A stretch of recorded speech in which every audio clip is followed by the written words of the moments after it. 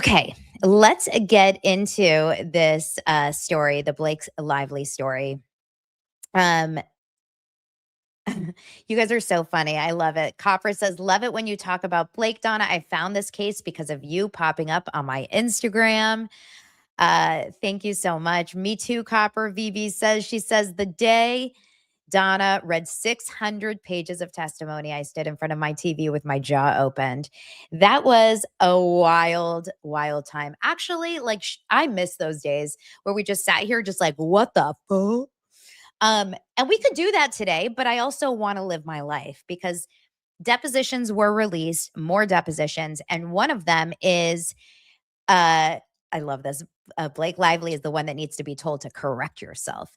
Yeah, she needs to correct herself. One of the depositions is Justin Baldoni's from his, from Gottlieb, her attorney, and it's pages and pages and pages and pages and pages, and it's so damn long. You guys, it's so long.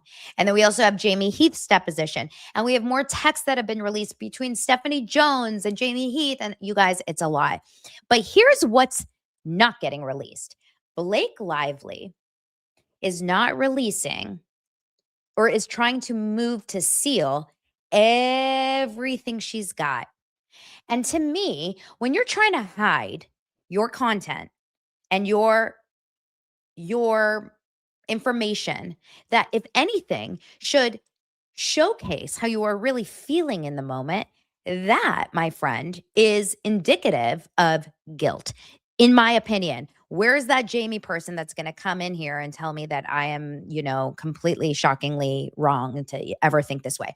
But I believe that in a court case where you are accusing someone of something, you best be ready to show it all. Mention it all, Bethany style. And if you don't show it all, then I believe that you have something to hide. Okay? We're not asking for nude pictures. We're not asking for, people's home addresses like you doxed, because she does dox in the documents, Jamie and Justin's home addresses.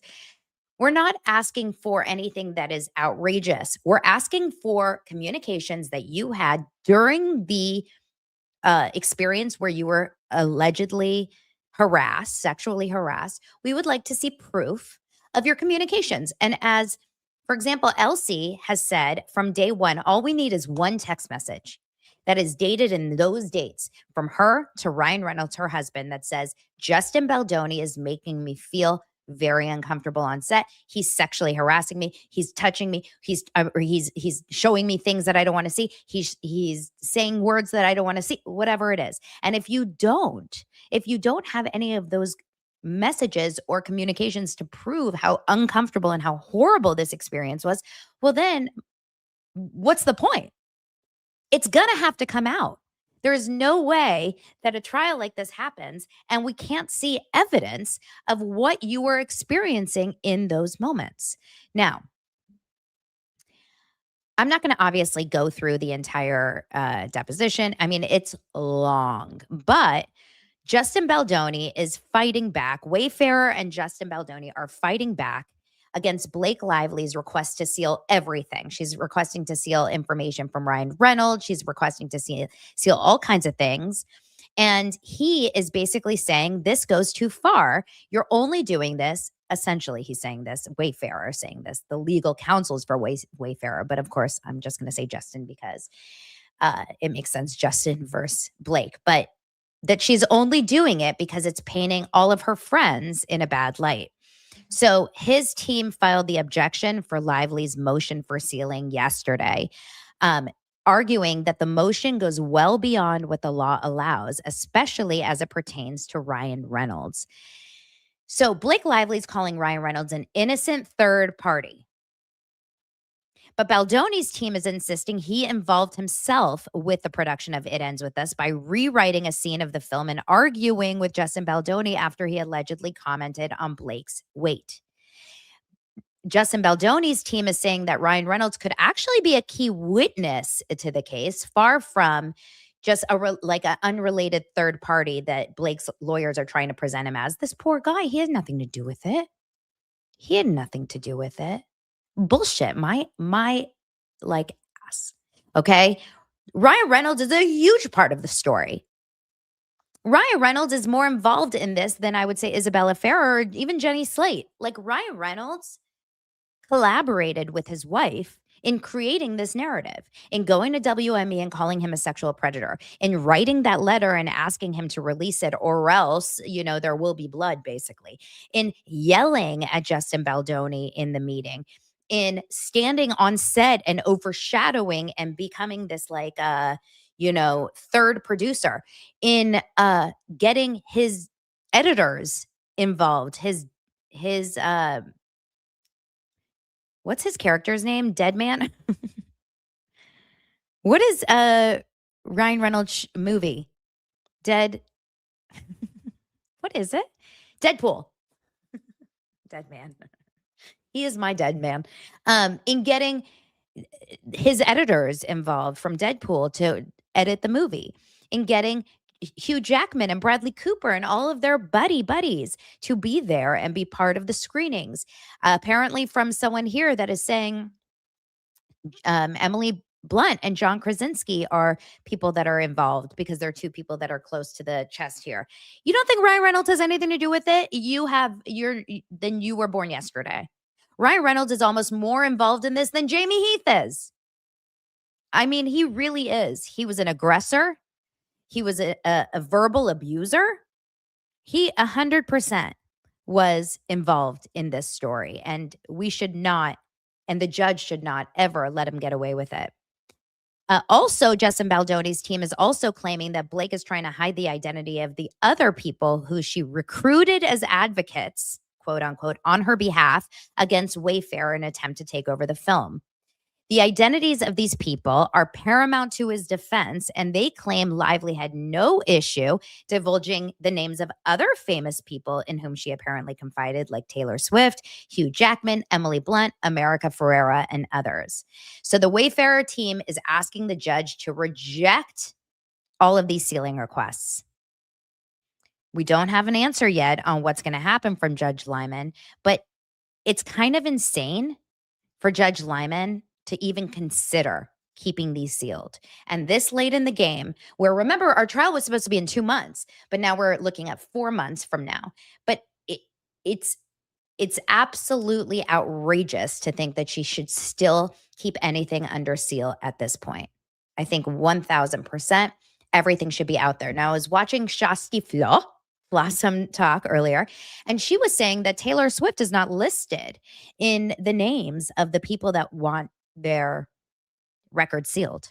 Now, I don't know if this is true or not. I haven't specifically seen anything like this, but Taylor Swift easily, Shasti said that Taylor Swift easily could have written a letter to Judge Lyman to seal her text messages and has not. Now, I have a feeling that Taylor Swift and Blake Lively have very incriminating text messages. Why? Because Blake Lively, famously, if you guys remember, had her attorneys threaten to release all those text messages. And there's absolutely no reason for those text messages should be used in like the sense of a bribery or blackmail unless there's something incriminating. It's not like Blake Lively was just talking to Taylor Swift about Travis Kelce's penis the whole time. Like 1000%, she said some bad things about Justin Baldoni or about the movie or about whatever, and so did Taylor. Something happened there. I wouldn't be surprised if Taylor believed everything she said and just went along with it. But then like I said, if Blake Lively has text messages saying Justin Baldoni is harassing me, he's making me uncomfortable, he showed me this, he's talking about this, I feel very unsafe on set, I don't want to be here, other than they're not giving me what I want, so I don't want to be here. We should see that, and she should want to show that. The public deserves to see all of that evidence. That's how I feel about that. I think that there's incriminating stuff that looks like she's probably talking shit. Okay. I think that there's probably some pretty obvious stuff that Blake Lively is talking smack rather than complaining in a vulnerable state. My gut feeling is the reason why you want these things sealed is because it paints you in a bad light. It paints you as an unserious person. It paints you in a way that it looks like you're just angry with this person. You don't like this person as a human being. You think he's annoying. You think he's weird. You think he's creepy. You think all these things, but you're not actually scared for your life. Like you're saying, you were so nervous around the movie and this and this and that. She also wants to keep her letter that she wrote to the Producers Guild sealed to get her the producer credit. There's a few different things there that I find just really fascinating and awful. But I really pray, if I can pray for anything, I would pray that Blake Lively's that the attorney says no. Sorry. Sorry. At this point, we've got to release it all because everyone needs to know what they're dealing with here. So we'll see what happens. Um Now, Blake Lively is fairly quiet, although probably with today's news, it's probably going to um, ramp up her Instagram stories. You know, her Instagram stories always ramp up when people are, talking about her in a negative way. So you can still be on Blake Lively's side, by the way, and still believe that those texts should be released. I actually think that if you are Team Blake, and you think that she has a right to keep these private, well, then you're not in any way looking at this from an unbiased position. You're not looking at this from what's right is right and what's wrong is wrong. That's how I feel about that.